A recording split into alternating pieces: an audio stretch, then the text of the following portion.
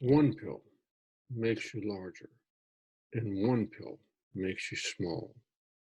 And the ones that mother give you don't do anything at all. Go ask Alice when she's 10 feet tall. And if you've gone chasing rabbits and you know you're going to fall, tell him a hookah smoking caterpillar has given you the call for Alice when she was just small. When the men on the chessboard get up and tell you where to go, and you've just counted some kind of mushroom, and your mind is moving, oh, go ask Alice. I think she'll know. When logic and proportion have fallen sloppy dead, and the white knight is talking backwards, and the red queen is off with her head.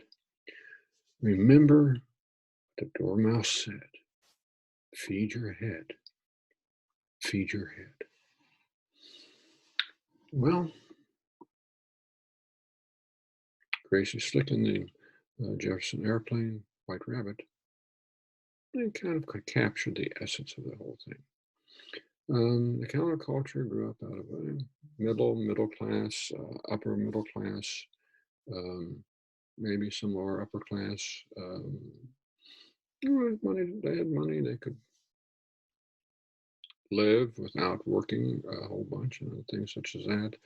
Um, Most people couldn't do that, of course. Most people don't have the economic means to do so, but you can sit there and you can see in this particular picture that everybody is kind of grooving, as it were.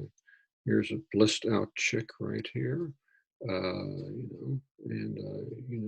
take a look around, and um, I don't know what she's doing. I don't have any real idea.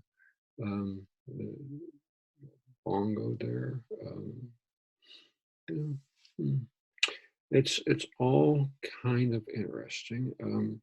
But one thing you'll notice if you look around here, it's with one or two exceptions, I believe two exceptions. Everybody in here is white, and by gosh, most of them look upper middle class to me. Um, so where did the counterculture come from? I mean, certainly we live in an era that is to some degree, at least sexually and in terms of drug use and things like that, the direct descent of the counterculture of those days.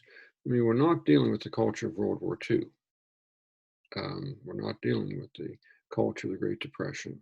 We're not dealing, for that matter, with the culture of the Korean War. But something is emerging here, which is very important and which helps define your lives. Um, these kids, I'm going to make a bet that this is around 1967 or 68.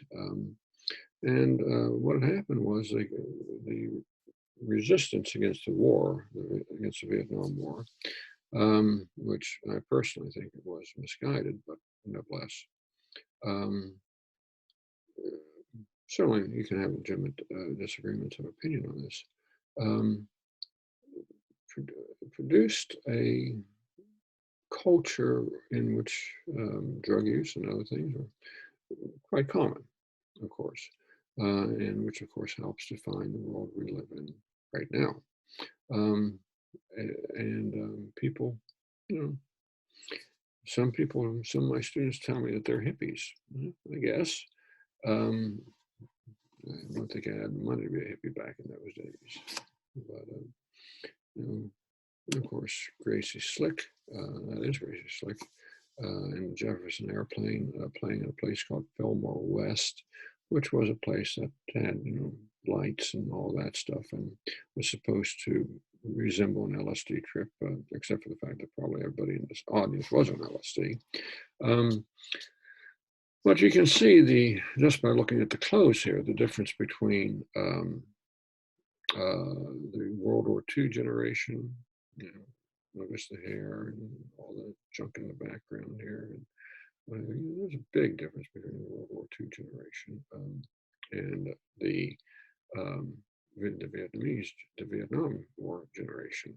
Um, certainly it was an interesting thing. And I don't, the two generations are really they're the same people. If you grew up as the World War II generation did during the Great Depression, and your children grew up with all kinds of wealth, you know, even some of the lower elements of society had gone up considerably in terms of their income and what they could do with it. The difference between the two generations was astronomical. And you know, in the Depression or World War II generation, you worried about you worried about having food on the table. These folks are not, putting it gently.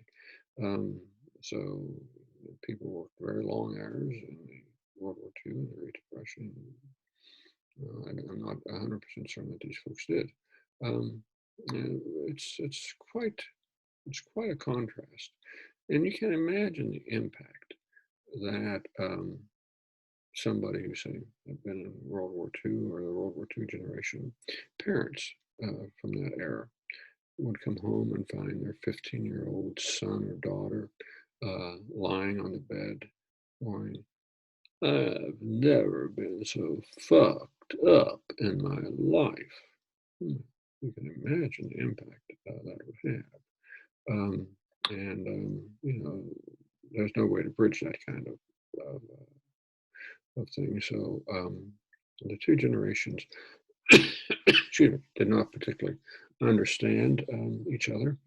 And again, there's a big difference between Rosie the Riveter poster and black light psychedelic poster like this. Um, so, which is just maybe says it all. Is that there's a Uncle Sam wants you poster, and then there's this, which is most definitely not Uncle Sam wants you.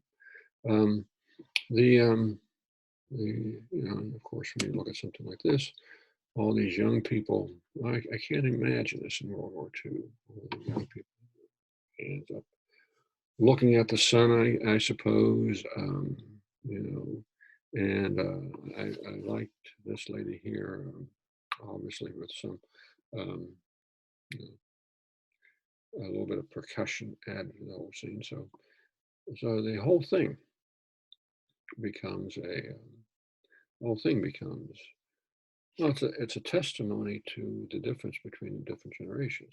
This is the culture which most people are descended from, the drug culture and the sex changes in sexual habits and all kinds of things.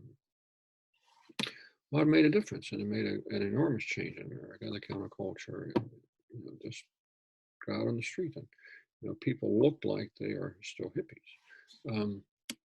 So anyway, this is an interesting period of time. I have every hope not to relive this one, but I think I probably won't. Take care and stay healthy.